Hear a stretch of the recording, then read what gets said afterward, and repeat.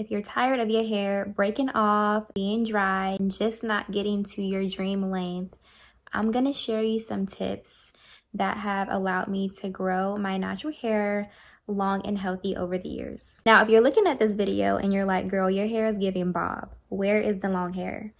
I recently cut my hair into this bob. It was an impulsive decision. I just woke up one day and I said, okay, I'm just gonna cut my hair short.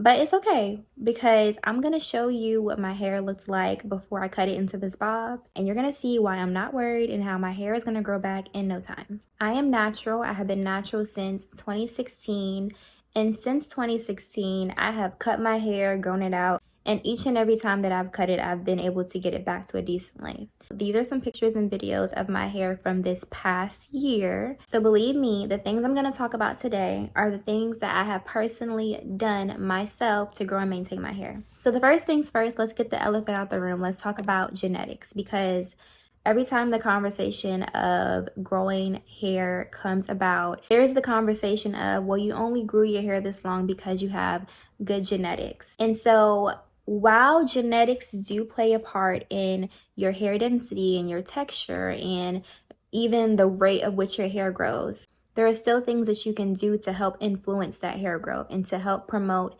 healthy hair. And so the first tip is vitamins. A lot of people don't understand that when we are deficient in certain vitamins, this can actually affect our hair. This is not just about taking biotin, because biotin is one of the most popular hair vitamins when it comes to hair growth. But I'm talking more so about your vitamin D, your iron. These are vitamins that are also going to play a major role. And for me personally, I struggle with low iron. And I know when my iron is getting super low because I can see it in my hair. My hair starts shedding like crazy, breaking off. Go to the doctor, see what you're deficient in, take a multivitamin, take an iron supplement. I'm gonna show you guys the multivitamin that I'm taking right now.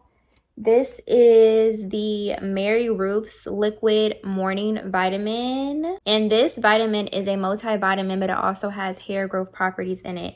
And it's supposed to help grow thicker, fuller hair, improve wrinkles, fine lines, support healthy skin. I'm not saying go out and buy it because I just started taking this one specifically. But in general, you need to be taking some type of multivitamin. This is just the one that I got recently. If you want to look into this one, I will make sure that I put it on my Amazon shop. Okay, so the next tip is understand that it is better for your hair to be healthy than for it to be long. So this means you're going to have to get your regular trims, and you may even need a haircut.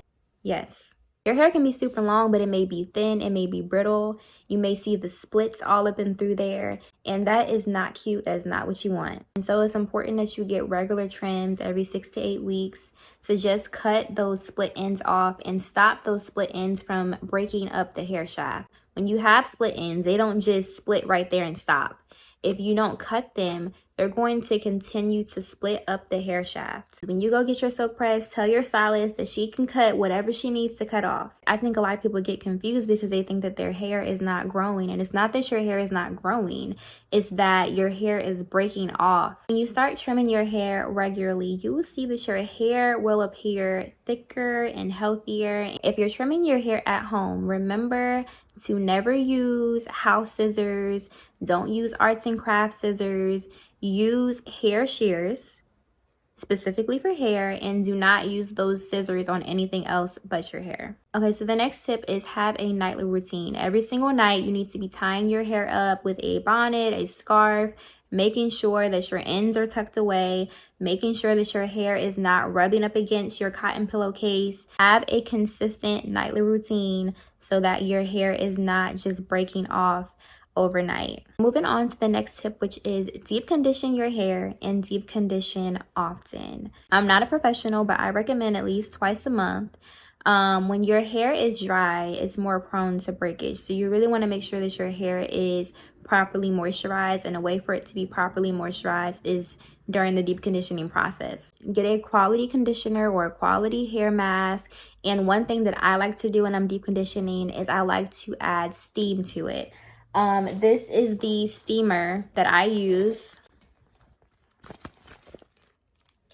and I got this steamer from Amazon, and all you have to do is you plug it up, You put your plastic cap on, you put this on your head, you sit with it on your head for about 15 to 30 minutes.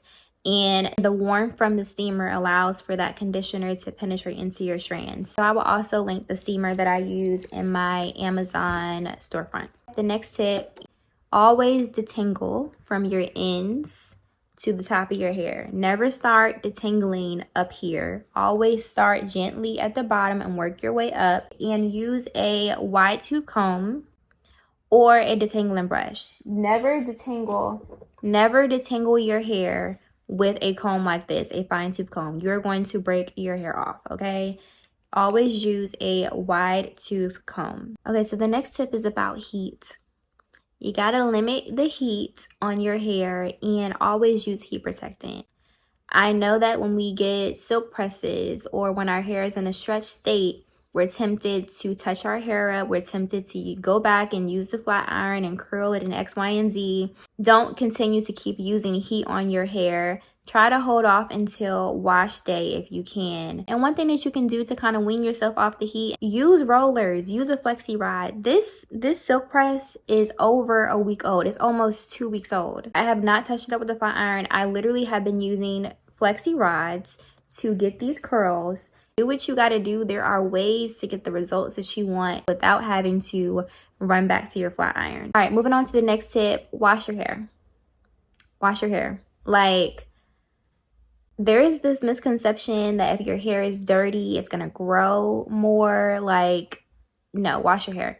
And not only wash your hair, clarify your hair. When your hair is built up and it has a bunch of gels, it has a bunch of leave-ins, it has a bunch of greases and butters and things like that, this can actually be detrimental to your hair because it starts to suffocate the hair. It can clog your follicles. It can make it so there is no moisture that is able to actually get inside your strands. And if you're not washing your hair and actually clarifying all that junk off of your hair, this can be counterproductive to your hair journey. So I'm not against butters. I'm not against grease. I'm not against oils. I'm not against any of that stuff. I think what matters is if you are washing that out of your hair and your scalp properly. And speaking of oils, this leads me to my next tip, which is keep your ends moisturized. Your ends are the oldest part of your hair, and so they're going to be the most susceptible to breakage. So make sure you are gentle with your ends, that you baby your ends, and that you keep them moisturized so that they don't break off, so that you can see that hair growth that you want to see. And so with my silk press, I have been oiling my ends probably mostly every night. And what I'll do before I roll it up with the rollers, I'll take this oil. This is the Thick and Full Biotin and Collagen OGX Oil Mist. So I'll take this and I'll spray the end of my hair. I'll brush it through and then I'll roll it up. I actually love this oil. It smells divine. I don't know if you've ever used this oil, but it smells so good, y'all. And it makes my hair just feel good. It makes my hair feel soft and not super heavy. It's really ideal if you have a silk press like me, because it's not going to weigh your hair down depending on how much you use now. And so yeah, these are all the tips that I have to grow and maintain your hair and actually retain the length that is growing out of your head and stop your ends from breaking off, and just, you know, get to your hair goals faster. If you are not subscribed, I hope that you do subscribe, because you're going to be able to get a front row seat to me growing my hair back to what it used to be and even longer. I really want to get it to waist length. I always tell myself I'm not going to cut it, and then I end up cutting it. But this time, I am not going to cut my hair. I really do want to get to waist length. And so if you are subscribed to my channel, you will be able to see the transformation of my hair and me putting all these tips into practice. Let me know in the comments if this video was helpful and what you want to see from me. Thank you for watching, and I will see you in the next video.